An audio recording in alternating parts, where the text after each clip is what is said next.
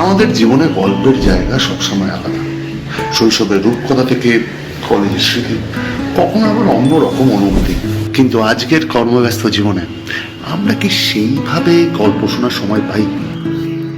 আর ঠিক তাই জন্য আমি শুনি ম্যাডলি এফএম, একটা নতুন জগৎ যেখানে গল্প বাঁচে এবং বাঁচতে শেখায়, শব্দের অনুভূতিতে এবং কণ্ঠের যথাযথ প্রক্ষেপণে।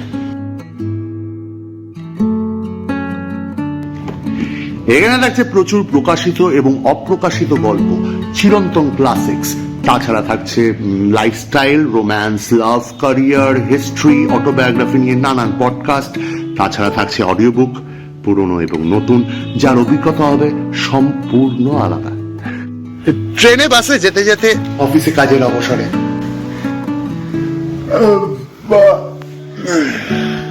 ঘুমাতে যাওয়ার আগে ম্যাডলি এফএম তোমাকে নিয়ে যাবে নতুন গল্পের সফরে।